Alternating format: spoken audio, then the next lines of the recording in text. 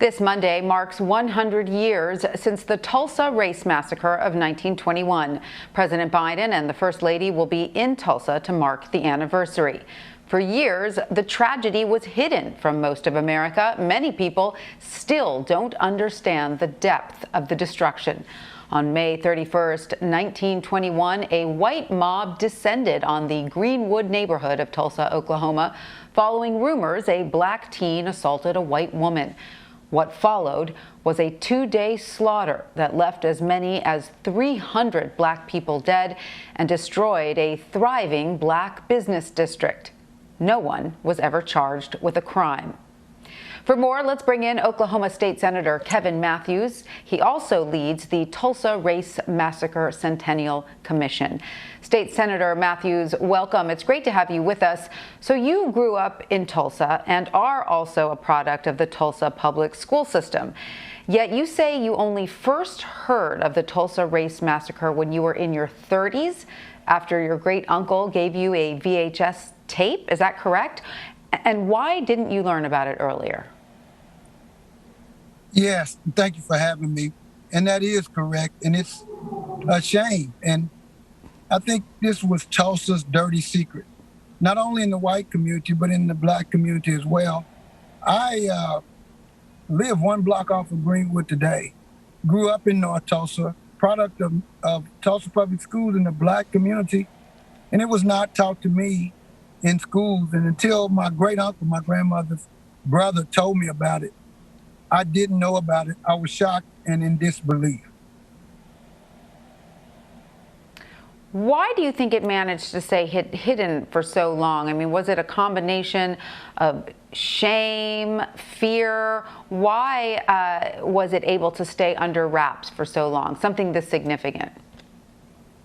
Well, I think it was shame for the city leaders and the white community, and fear, I believe, in some of the black community because of what happened.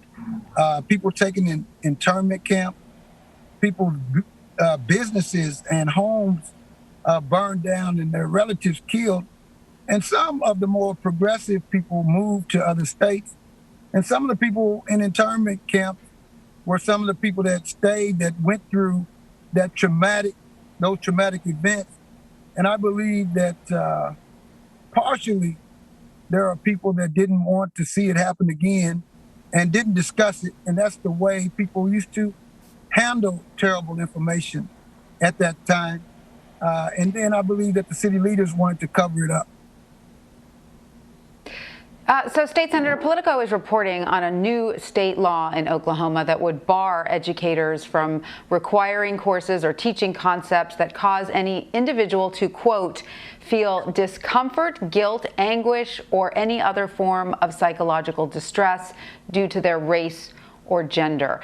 How do you believe this would affect your plans to better teach the massacre in your public school system?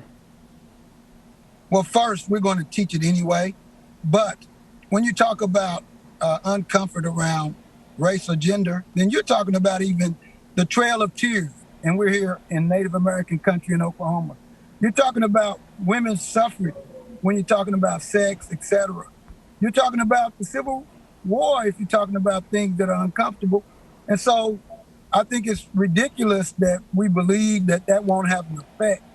And although the governor did add some context and said that the race massacre should be still taught in schools, it's a distraction from the real issue of why we have had these protests over the past few years and what happened then and now.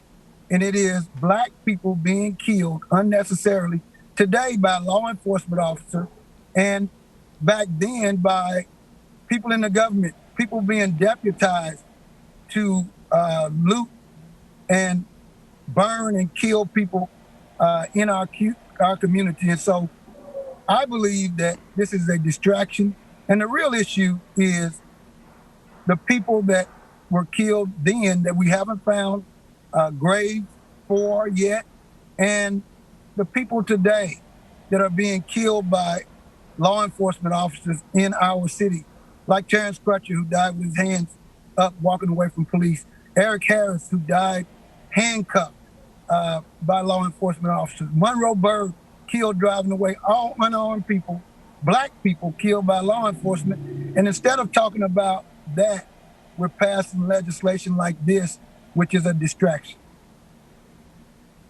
So let me ask you about the people of today, sir, because your district is roughly 50% African American, and I imagine some of those individuals might be able to trace their roots back to Greenwood.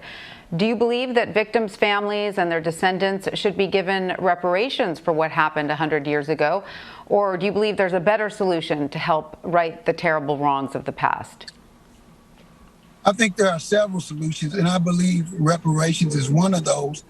But I believe that that's a conversation that needs to happen with the government, city, state, and federal.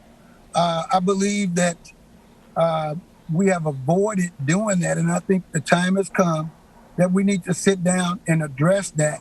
I think reparations is necessary in some form or fashion. I don't have the magic wand answer, but I think that that discussion needs to happen, and it needs to be addressed instead of avoided. And it shouldn't be an us versus, it shouldn't be those people on this side versus those people on that side. I think it's a conversation that we should all have at the government level with the people that are advocates for reparations, rather than to hurl public comments in press conferences and passing legislation that that's not inclusive of everybody in the conversation. Oklahoma State Senator Kevin Matthews, thank you so much for joining us. We appreciate your time. Thank you for addressing this issue. Take care.